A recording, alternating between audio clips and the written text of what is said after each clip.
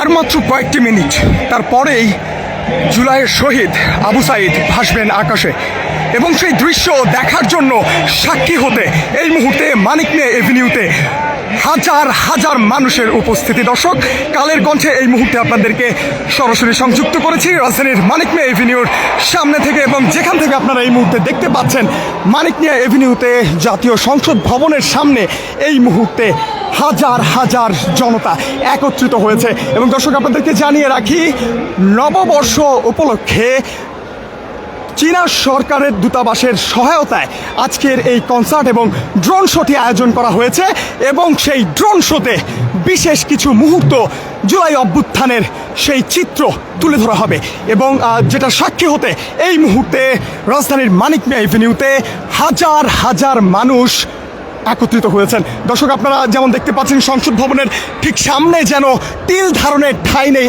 এত মানুষ দেশের বিভিন্ন প্রান্ত থেকে, শহরের বিভিন্ন প্রান্ত থেকে একত্রিত হয়েছেন।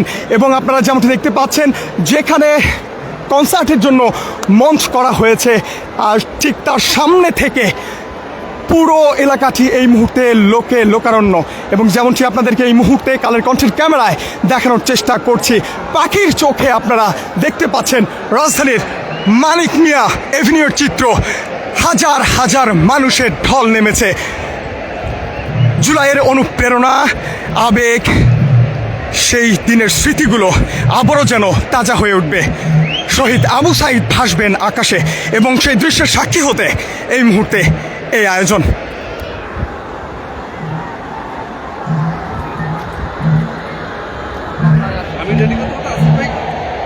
দর্শক, আমরা আপনাদেরকে কালের কণ্ঠে সবার আগে সেই চিত্র তুলে ধরার চেষ্টা করব, এবং যে কারণে এই মুহূর্তে আপনাদেরকে সংযুক্ত করেছি কালের কণ্ঠে। এবং আপনারা যেমনটি দেখতে পাচ্ছেন কাউন্টডাউন চলছে, ঠিক 7টায় আকাশে ভাসবে আবু সাঈদ এবং জুলাইয়ের স্মৃতি।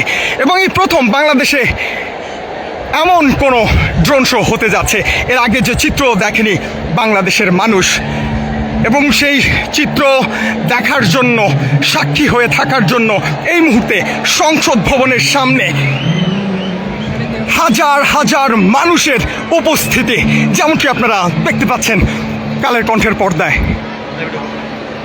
যতদূর চোখ যায় শুধু মানুষ আর মানুষ।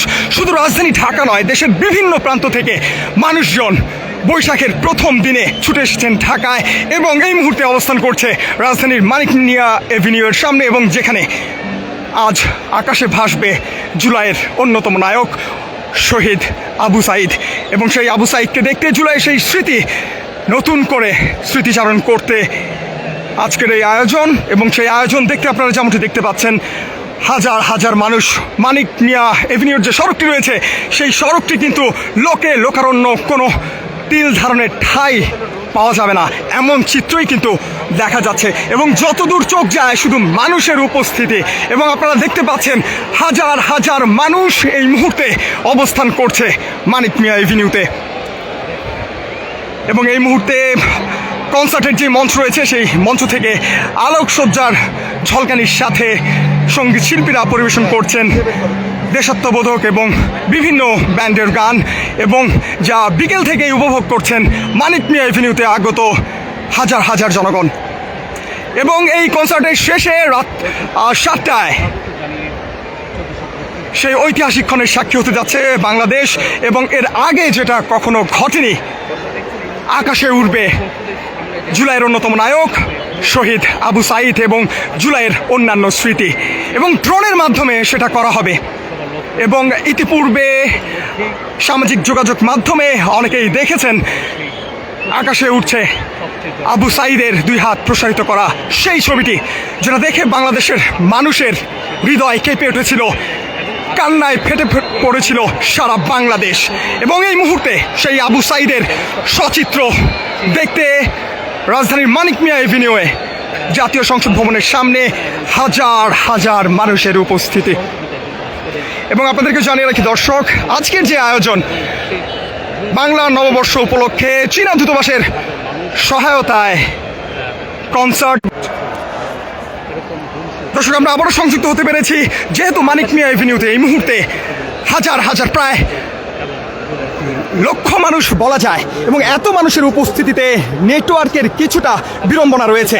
তার মধ্যেও আমরা চেষ্টা করছি সবার আগে সর্বশেষ সংবাদ আপনাদের কাছে পৌঁছে দিতে, যার এই ধারাবাহিকতা এই মুহূর্তে আপনারা যেমনটি দেখতে পাচ্ছেন মানিক মিয়া এভিনিউতে